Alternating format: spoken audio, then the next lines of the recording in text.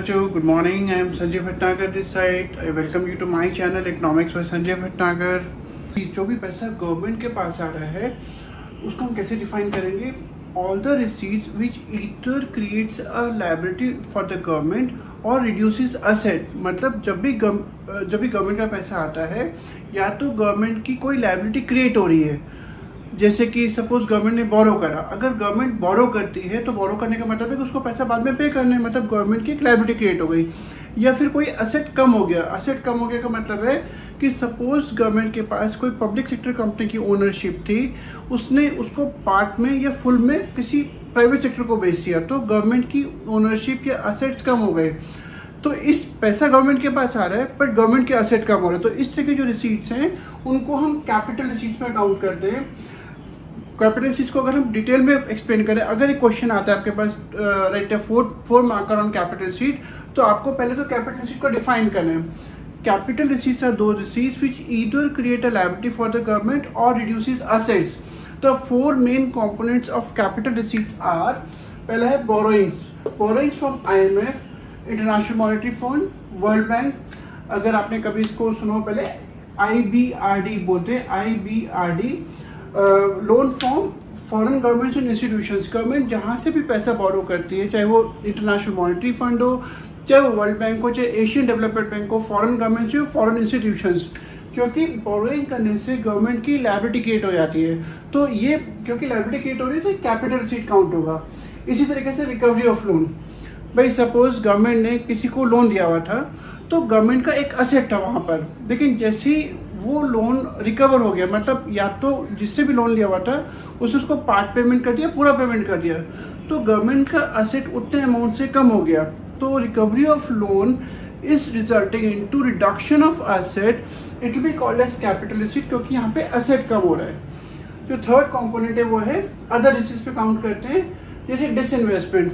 पर डिसइन्वेस्टमेंट जैसे कि sale of shares of public sector undertaking.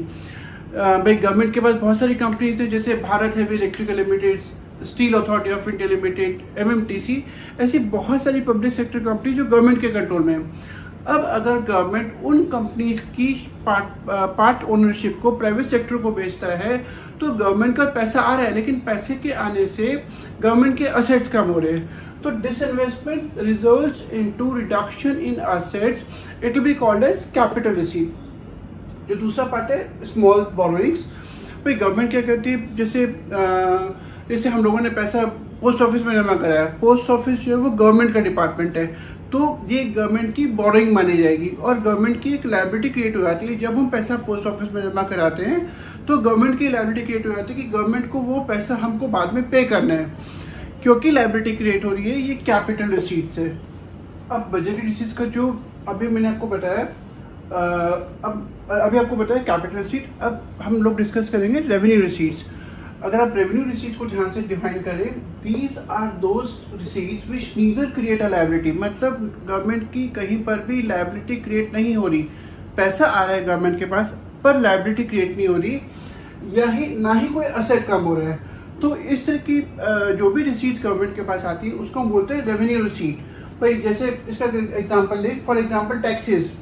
जब इंडिविजुअल्स या कंपनीज गवर्नमेंट को टैक्स पे करते हैं तो गवर्नमेंट की कोई भी लायबिलिटी क्रिएट नहीं होती। Government is under no obligation to do something for the people और for the institutions because they are paying taxes. कोई ऐसी लायबिलिटी नहीं है। टैक्स तो एक अमाउंट है जो आपको पे करना है, आप डायरेक्ट बेनिफिट को एक्सपेक्ट नहीं कर सकते। तो taxes do not create a liability for the government. जैसे डोनेशंस हैं, ग्रांट्स हैं, हमें बाहर की कंट्री से कोई डोनेशन मिल रहा है, IMF से, वर्ल्ड बैंक से, यूनाइटेड नेशन से, तो जो भी पैसा हमको डोनेशन की फॉर्म में मिलता है वो गवर्नमेंट की कोई लायबिलिटी क्रिएट नहीं हो रही, ना ही कोई असेट कम हो रहा है। इस तरह की रिसीट्स को हम बोलते हैं revenue receipt, which neither create a liability nor reduces assets, are called revenue receipt. हम रेवेन्यू रिसीट को दो पार्ट में डिवाइड कर सकते हैं। एक है टैक्स रेवेन्यू, जब गवर्नमेंट को पैसा आ रहा है टैक्सेस की फॉर्म में, और एक है नॉन टैक्स रेवेन्यू। गवर्नमेंट का पैसा आ रहा है but it is not coming in the form of taxes की फॉर्म में नहीं आ रहा। अगर गवर्नमेंट टैक्स को छोड़ के किसी और सोर्स से पैसा रिसीव करती है तो वो हम नॉन टैक्स रेवेन्यू में काउंट करते हैं। सो बेटे अगर अभी हमने पढ़ा रेवेन्यू रिसीट, अब रेवेन्यू रिसीट को फिर मैंने भी आपको डिस्कस किया था कि हम रेवेन्यू रिसीट को भी 2 पार्ट में डिवाइड कर सकते हैं। एक था टैक्स रेवेन्यू, एक था नॉन टैक्स रेवेन्यू। अगर हम टैक्स रेवेन्यू को डिफाइन करते हैं तो tax revenue refers to total sum of all receipts from taxes and other duties imposed by the government। वो सारे का सारा रेवेन्यू जो गवर्नमेंट के पास आ रहा है, या तो टैक्स की फॉर्म में आ रहा है या बाकी कोई ड्यूटीज़ की फॉर्म में, जैसे बाकी और गवर्नमेंट बहुत से इंपोर्ट ड्यूटी, एक्साइज ड्यूटी लगाती है, तो जो भी पैसा गवर्नमेंट के पास आ रहा है वो हमारा टैक्स रेवेन्यू काउंट होगा। अब भाई टैक्स होता क्या है, व्हाट इज अ टैक्स? ये एक 1 मार्क का क्वेश्चन आता है कि टैक्स होता क्या है, तो आप इसको ऐसे डिफाइन कर सकते हैं, tax is a compulsory payment, एक ऐसी compulsory payment which individuals and companies have to pay to the government, जो इंडिविजुअल्स और कंपनीज को गवर्नमेंट को पे करनी पड़ती है without reference to any direct benefit in return. हम यहाँ पे कंपनीज या इंडिविजुअल्स ये नहीं बोल सकते कि उनको उसके बदले में कुछ चाहिए। टैक्स तो आपको गवर्नमेंट को पे करना ही करना है, आप उनसे कोई डायरेक्ट बेनिफिट को एक्सपेक्ट नहीं कर सकते। अगर हम टैक्स को 2 पार्ट में डिवाइड करें, टैक्स रेवेन्यू को, एक होता है डायरेक्ट टैक्सेस, एक होता है इनडायरेक्ट टैक्सेस। ओके बेटा, डायरेक्ट टैक्सेस होता क्या है? डायरेक्ट टैक्सेस अगर हम इसकी डेफिनेशन को ध्यान से पढ़ें, so these are the taxes imposed by the government on property in individuals. भाई गवर्नमेंट या तो इंडिविजुअल्स पे लगा रही है, इंडिविजुअल्स की प्रॉपर्टी इनकम पे, या कंपनीज की प्रॉफिट पे लगा रही है, and the burden can not be shifted to others, और उसका जो बर्डन है वो किसी और पे शिफ्ट नहीं किया जा सकता। मतलब जिस पर टैक्स लग रहा है उसी को उसका टैक्स पे करना है, वो उसके बर्डन को किसी और पे शिफ्ट नहीं कर सकता। इसका मतलब क्या हो गया कि अगर हम इस डेफिनेशन को ध्यान से देखें, लायबिलिटी टू पे, जिस पर टैक्स लग रहा है, एंड एक्चुअल बर्डन, और जो उसका एक्चुअल बर्डन है वो उसी बंदे को बियर करना पड़ेगा जिस पर वो लग रहा है। भाई जैसे सपोज मैंने 1000 रुपये कमाए, गवर्नमेंट ने मुझे मेरे पर टैक्स 10% टैक्स लगा दिया, मतलब मुझे अब 100 रुपये गवर्नमेंट को देने, तो मैं ये नहीं कह सकता अपने पड़ोसी को जाकर कि भाई मेरी तरफ से तुम टैक्स पे कर दो। टैक्स का बर्डन मुझे ही बियर करना पड़ेगा क्योंकि टैक्स मेरे पर लगा है। सिमिलरली जो टैक्सेस हैं, but they directly affect the income and purchasing power and their aggregate demand. भाई अगर मेरी इनकम पे टैक्स लगा और टैक्स बढ़ा दिया गवर्नमेंट ने, तो ऑब्वियसली क्या होगा कि मेरी परचेसिंग पावर कम हो गई। मैं जब कम डिमांड करूंगा, जो मेरा कंजम्पशन एक्सपेंडिचर कम हो जाएगा। और अगर आपको लास्ट यूनिट याद हो जहाँ पे कि हमने एग्रीगेट डिमांड पे जो चीज़ें अफेक्ट करती है वो पढ़ा था, तो एग्रीगेट डिमांड कम हो जाएगी क्योंकि मेरा कंजम्पशन एक्सपेंडिचर कम हो गया, और मेरा कंजम्पशन एक्सपेंडिचर इकोनॉमी की टोटल एग्रीगेट डिमांड का एक कॉम्पोनेंट है। नेक्स्ट टॉपिक हमारा है इनडायरेक्ट टैक्सेस। भाई डायरेक्ट टैक्सेस में क्या था कि जिस पर टैक्स लग रहा है उसी को उसका बर्डन बेयर करना है, वो किसी और को जाके नहीं कह सकते कि मेरा टैक्स पे कर दो। इनडायरेक्ट टैक्सेस में थोड़ा सा कॉन्सेप्ट अलग है, जिस पर टैक्स लगता है, जिस पर्सन या एंटिटी पे टैक्स लगता है, लेकिन उसका जो बर्डन है वो कोई और बेयर करता है। मतलब अगर हम इसको डिफाइन करेंगे, these are the taxes which are imposed on one person entity. Entity मतलब कोई भी इंस्टीट्यूशन या प्रोड्यूसर या जो भी प्रोडक्शन में इन्वॉल्व है, and the burden of the tax is borne by others. मतलब वो टैक्स का बर्डन एक्चुअली किसी और को बियर करना पड़ रहा है, जिस पर टैक्स लग रहा है उसको इसका बर्डन बियर नहीं करना पड़ रहा।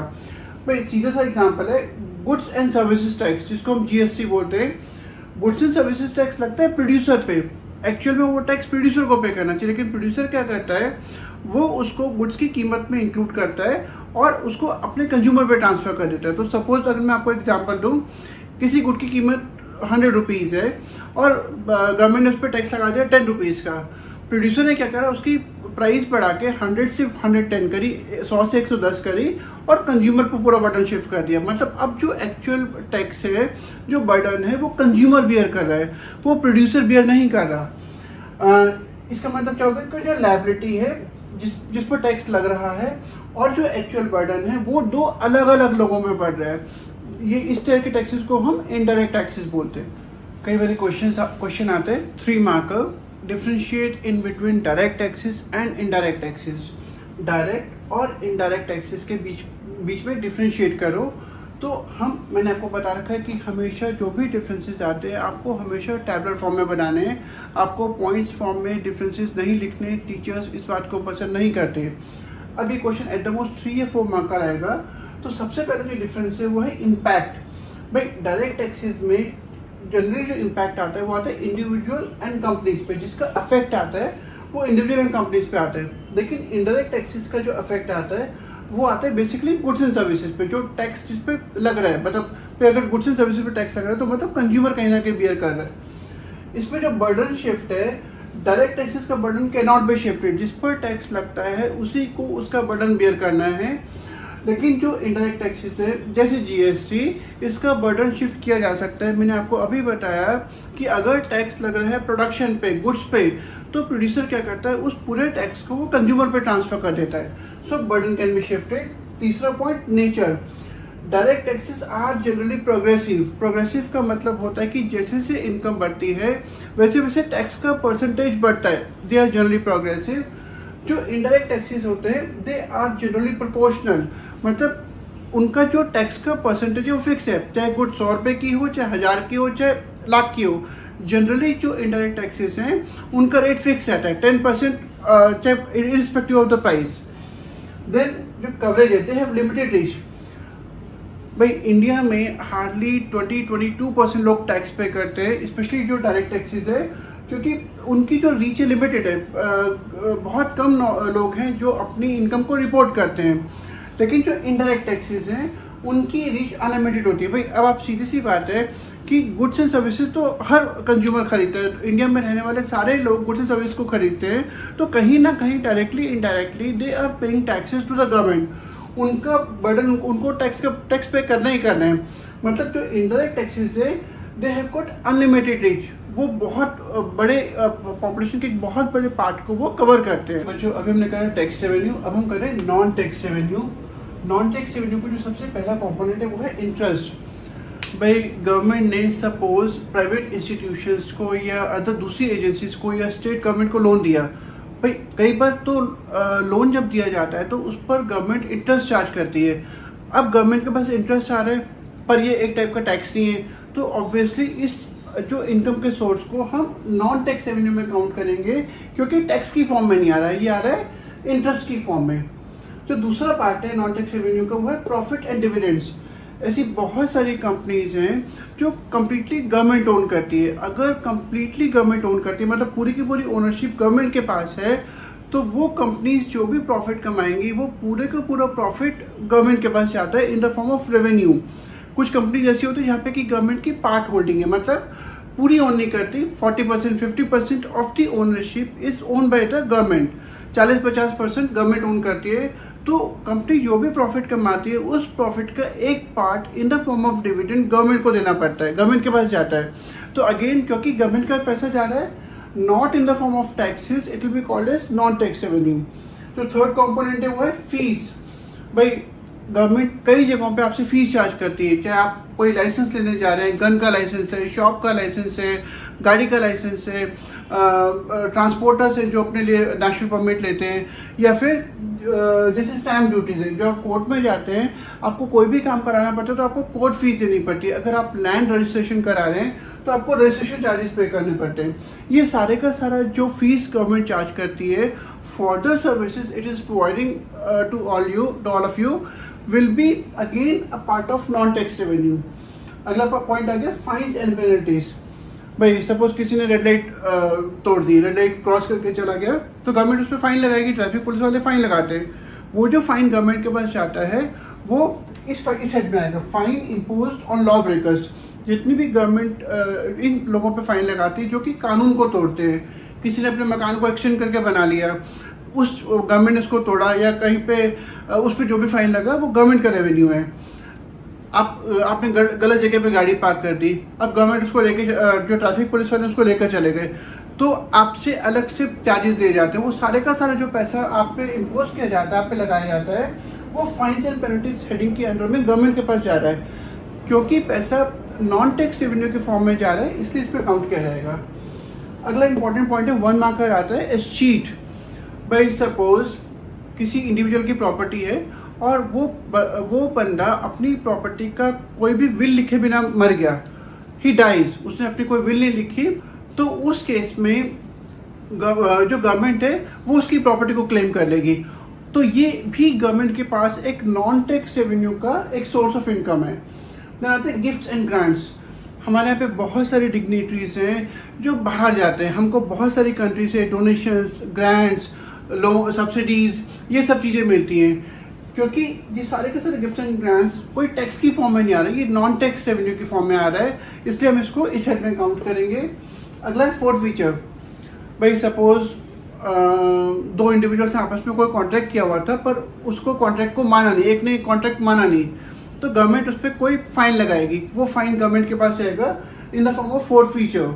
ये ऐसे बहुत सारे केसेस होते हैं जहाँ पे कि आपने अपनी जो भी कमिटमेंट गवर्नमेंट के साथ करी थी वो आपने फुलफिल नहीं करी अंडर लॉ, तो गवर्नमेंट आप पे फाइन लगाएगी। उस केस में हम इसको बोलते हैं फोर्थ फीचर।